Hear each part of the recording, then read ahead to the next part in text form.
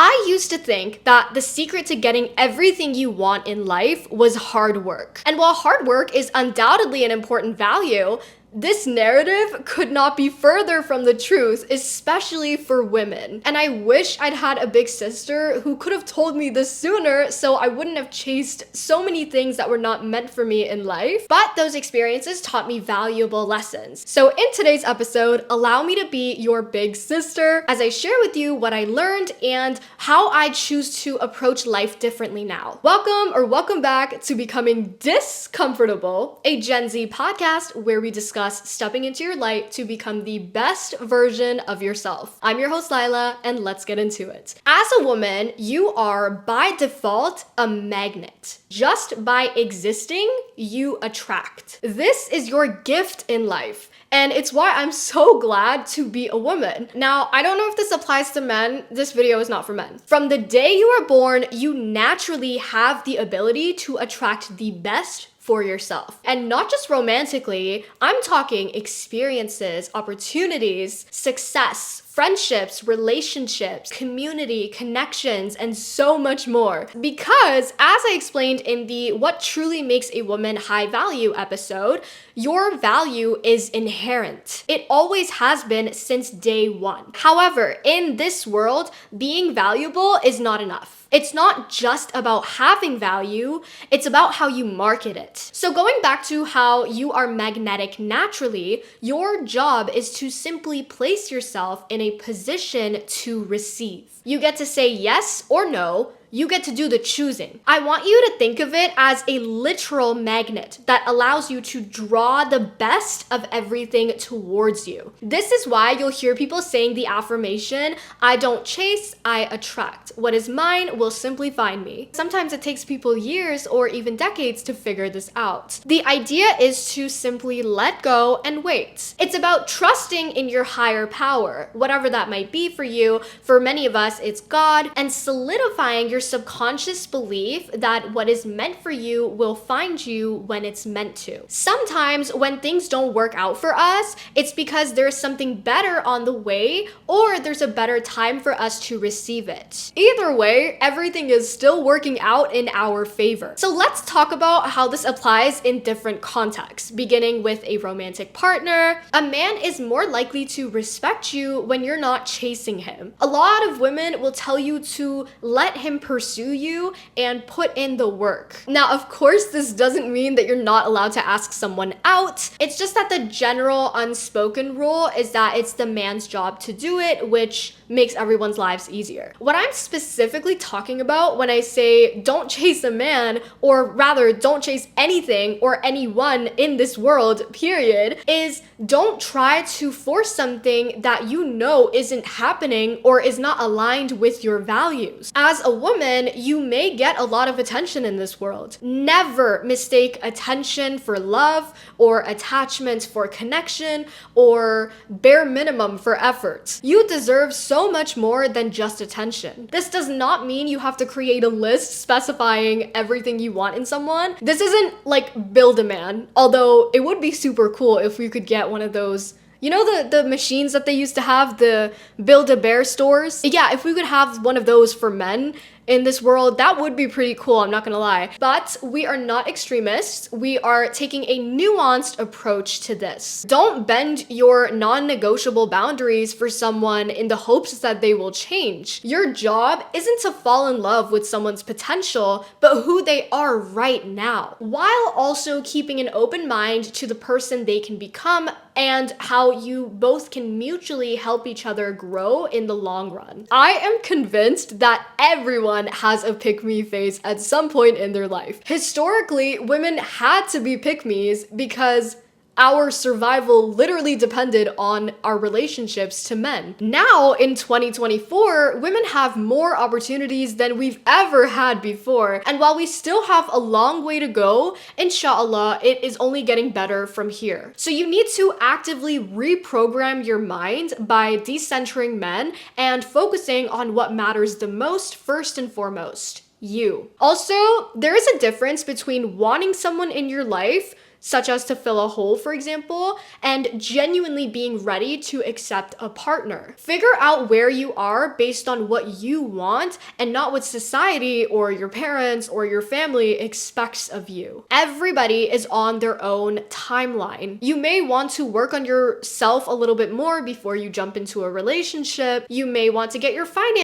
order, even if you are not required to pay the bills in a partnership with a man, because you value your freedom of choice and you want to make sure that you always have a backup so you're never being financially controlled. These are all valid reasons to be hesitant. I don't know about you, but in South Asia, I have seen this still being practiced where women are expected to get married as early as possible. Remember that everyone is different and what works for someone else may not work for you. And that is why it's so crucial to build a relationship with yourself so you can figure out what you want. I heard someone say once that as a woman, you are only single if you choose to be. When you're ready for a partner, you market yourself as such by opening your heart. And yes, I literally mean that because our bodies have a magnetic field of their own. Just like the earth has a magnetic field, so do our bodies. Take a look at this finding from Heart Math Institute. The heart is the most powerful source of electromagnetic energy in the human body, producing the largest rhythmic electromagnetic field of any of the body's organs. Researchers have been able to measure the magnetic field of the heart from several feet away, and people can feel it in your energy when you are open and ready. But never let this come from a place of lack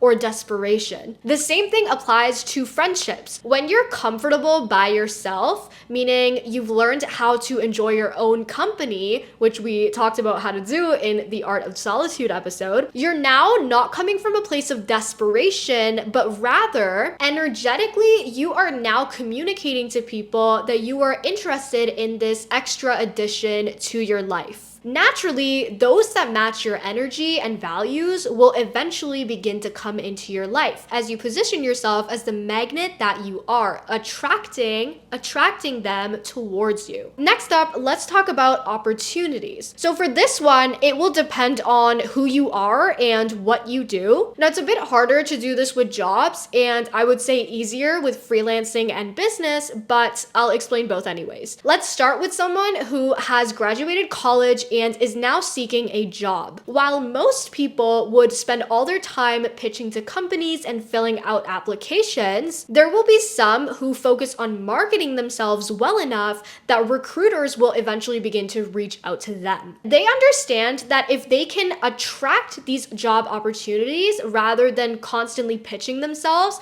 they will create leverage, meaning they can potentially negotiate for a better salary or benefits because they were reached out to in the first place. Now, I'm no expert, but I'm sure we've all heard of LinkedIn, a networking website that connects employers with people looking for work, among other things. You can set up and optimize your profile on there to add all your experience and skills to make yourself as attractive to recruiters as possible. So it is kind of like instead of sending out your resume, you're posting it to like a social media that is meant for business. It's like professional social media, if you will.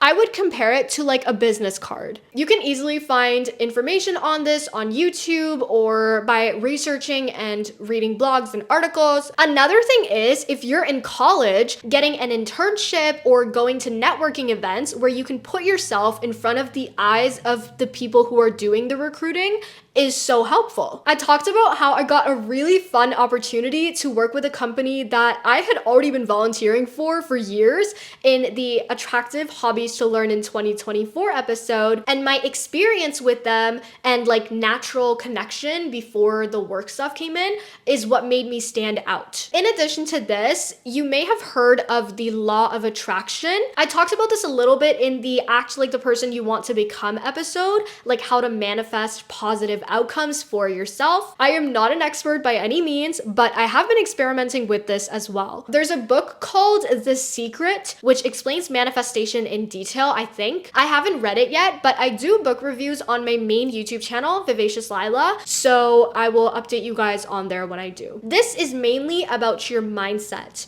You may have heard people say that your internal reality can help you create your external reality. So focus on creating that mindset where you truly believe that you can attract these opportunities. Now, this does not mean that you cannot ask for something. There is a difference between asking for something and chasing after it, right? Of course, you can go after opportunities as you wish, but ideally, it is in your best interest to receive because that is your birthright as a woman. The second part of this is freelancing, as in if you want to work for yourself. This can be social media management, modeling, influencing, content creation, freelance writing, freelance graphic design, or video editing. So many different skills that you can offer as a service, or even running your own business, such as selling your own products like art, for example. This method that I'm about to reveal should work for the vast majority of these. You just have to tweak it slightly depending on what you are doing. While pitching and reaching out to clients, companies, and agencies is a great way to put yourself out there and initially build relationships, it is not sustainable in the long run because you will burn out very quickly. Rather, you want your desired clients to be reaching out to you because you know and they'll know that the services and products that you provide are that good. This, my friends, is called personal branding. Now, since this is a self-development podcast, I won't go into it here, but if this is a concept that you are interested in learning, I am creating a resource for anyone that desires financial freedom in non-traditional ways. Just fill out the form called Generation Self-Employed, or GSE for short, if you want first access when it launches. It is linked below in the description. Like I said, your value is already there. You just need to figure out how to market it now. And to do this, you need to tap into the power of your mind. So use the following mindset shifts to reprogram your brain. Number one, detachment and trusting the process. Detach from the outcome. Detach from people. Detach from everything. A job offer doesn't go through. Your crush doesn't like you back. So what? Do you realize how many people there are in this world right now? Do you know how many companies are out there looking for somebody with your skills and talent? Rejection or misaligned opportunities mean absolutely nothing. When one door closes for you, 5 others will open in its wake. Never let your ego take a hit for something that is so utterly meaningless. What's meant for you will simply find you, no matter what. This is in line with, by the way, for all my Muslim girlies, which we call qadr. Number 2, adopt the abundance mindset. One thing I always hear in my field is, the market is so saturated. Is there even room for me? Or in romantic context, there are no good men left. Or people are so untrustworthy today, I doubt I'll be able to make any strong friendships. Let me tell you something.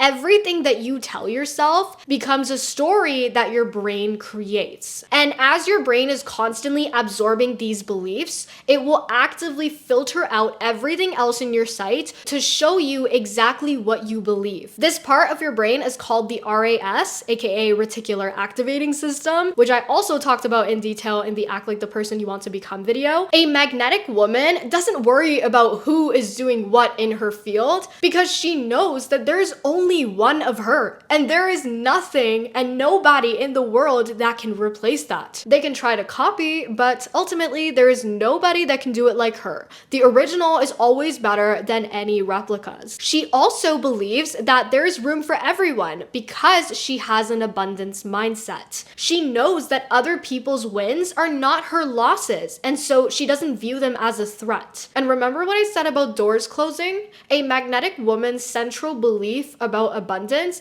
allows her to focus on not the doors closing, not the rejections, but the opportunities that rise in their wake. She truly sees rejection as redirection because she knows that something better is on the way. In my religion, there is a beautiful quote that says, "Verily, with hardship,